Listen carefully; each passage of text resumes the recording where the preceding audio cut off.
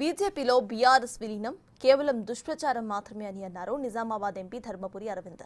కేసీఆర్, కేటీఆర్ కవితను బీజేపీలో చేర్చుకునే ప్రసక్తే లేదని అన్నారు ఆయన. బీఆర్ఎస్, కాంగ్రెస్ కుమ్మక్కు రాజకీయాలు చేస్తున్నాయని మండిపడ్డారు. కేటీఆర్, కవిత ఈ ముగ్గురికి బీజేపీ తోటి జీవితాంతం ఎటువంటి సంబంధం ఉండదు, క్వశ్చనే లేదు. ఇక వేరే వాళ్ళు ఎటు దూకుతారో ఎటు పోతారో అవన్నీ నడుస్తూనే. ఆల్రెడీ కాంగ్రెస్ విలీనం అయ్యారు కదా, కాలేదు ఎమ్మెల్యేలు. ఒక ఎమ్మెల్యేతో పోయి ఎంపీ నిలబడే కాంగ్రెస్ టికెట్ మీద. అక్కడ ఎమ్మెల్యేలు పోయినరు, కాంగ్రెస్లో జాయిన్ అయ్యారు. అంతకుముందు కాంగ్రెస్ కూడా పోయిండు, బీఆర్ఎస్లో జాయిన్ అయ్యాడు. మా దగ్గర బండి సంజయ్ చెప్పాయి మా దగ్గర కూడా జాయిన్ కావాలంటే రిజైన్ చేసి రావాలని. వీళ్ళు ముగ్గురు ఈ ట్రిపుల్ కే అవుతున్నదో కేసీఆర్, కేటీఆర్, కవిత సచ్చినా కూడా వీళ్ళు బీజేపీ దగ్గర రానియరు.